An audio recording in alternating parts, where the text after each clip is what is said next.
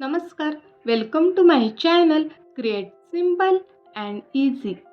सुंदर अशा डेकोरेटिव्ह वस्तूंनी घर सजवलेलं सर्वांनाच आवडतं, पण त्याच्या आजूबाजूला अशा छोट्या मोठ्या वस्तूंचा पसारा पण नको असतो.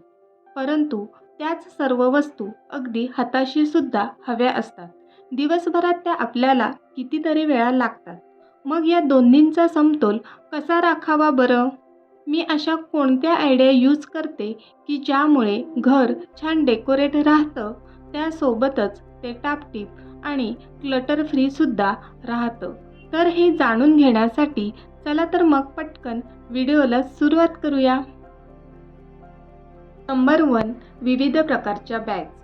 Paper bag, hand bag, fancy round bag, पोटली बॅग एक्सेट्रा. मी टीव्ही युनिटच्या इथे कॉर्नरला ही पेपर बॅग प्लेस केली आहे. ही सिंपल पेपर बॅग अधिक सुंदर दिसण्यासाठी जुन्या पत्रिका आणि लेस याचं कॉम्बिनेशन करून तिला सुंदर डेकोर पीसमध्ये कन्वर्ट केली. अँड सी, दिसायलाही सुंदर. आणि मी यामध्ये डॉक्युमेंट्स, न्यूजपेपर, पत्रिका असं बरंच काही ठेवत असते.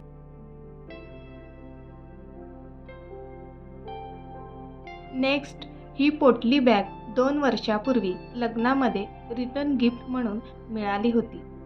त्याचा काही उपयोग झालाच नाही आणि मी ती अशी यूजसुद्धा करत नाही. तर मी विचार केला की याचा रियूज झाला पाहिजे, कुठेतरी ती उपयोगात आणली पाहिजे. तर यामध्ये मी सर्व प्रकारच्या कापडी पिशव्या, ज्या की सामान आणण्यासाठी किंवा भाजीपाला आणण्यासाठी आपल्याला नेहमीच लागतात, तर यामध्ये मी त्या ठेवत आहे, जेणेकरून मार्केटमध्ये जाताना इझी ॲक्सेस होईल. याचा विविध प्रकारे आपण उपयोग करू शकतो. आरशाजवळ अडकवलं तर कंगवे ठेवण्यासाठी उपयोग होऊ शकतो. कपाटामध्ये अडकवलं तर यामध्ये आपण सॉक्स ठेवू शकतो किंवा रुमाल ठेवू शकतो. बाहेरून थकून भागून आल्यावर ज्वेलरी जागेवर ठेवायचा कंटाळा आला तर टेम्पररी आपण यामध्ये त्या ठेवू शकतो. नंबर 2. वेगवेगळ्या प्रकारचे ट्रेस किंवा बास्केट. घरामध्ये कुठेही कॉर्नरला, सेंटर किंवा डायनिंग टेबल कुठेही प्लेस केलं तरी ती जागा आकर्षक दिसते. त्या ट्रेमध्ये एखादी फुलदाणी, फोटो फ्रेम ठेवा, म्हणजे ती जागा डेकोरेट होते. त्यासोबतच आपल्याला नेहमी लागणाऱ्या वस्तू त्यामध्ये ठेवू शकतो. व्हिज्युअली या सर्व वस्तू तिथेच असतात, पण त्या ट्रेमध्ये ठेवल्यामुळे दिसत नाही. यामुळे कुठल्याही प्रकारचा पसारा दिसत नाही. समजा आपल्याकडे अचानक पाहुणे येणार असतील किंवा आपल्याला आवरायला तितकासा वेळ नाही आहे, तर एखादा बास्केट किंवा ट्रे असेल तर यामध्ये अगदी विचार न करता पटापट आपण वस्तू ठेवू शकतो आणि विदिन अ मिनिट आपलं घर नीटनेटकं आणि टापटीप दिसतं. ही आयडिया तुम्ही नक्की फॉलो करा, 100% उपयोगी पडणार आहे. नंबर 3. Fridge magnet.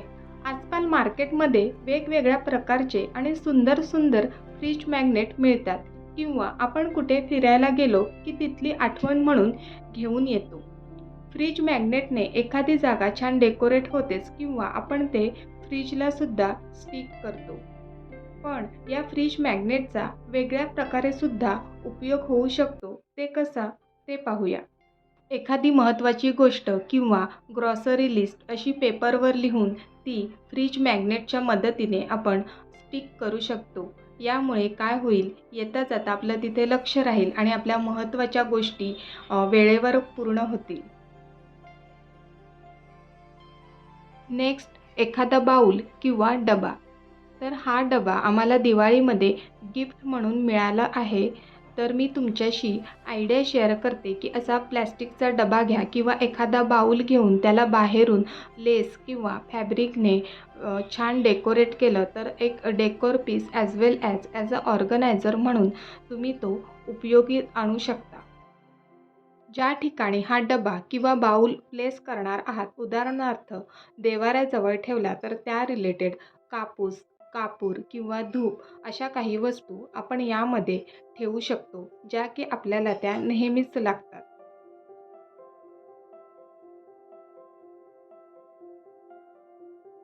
तुम्ही बाल्कनी मेकओव्हरचा व्हिडिओ पाहिला असेल तर मी म्हटलं होतं की मी किचन गार्डनिंगला सुरुवात केली आहे. तर त्यावेळी मी धणे पेरले होते, तर त्याचं अपडेट देईन असं म्हटलं होतं. तर ज्या डब्यामध्ये मी धणे पेरले होते तर जास्त प्रमाणात पाणी पडल्यामुळे ते काही तितकेसे छान उगवले नाही. तर मी दुसऱ्या ठिकाणी पुन्हा पेरले आणि अगदी योग्य प्रमाणात पाणी दिलं, त्यामुळे ते व्यवस्थित उगवलेत. तर मी म्हटल्याप्रमाणे तुम्हाला अपडेट दिले. तर आता पुन्हा आपल्या व्हिडिओकडे वळूया.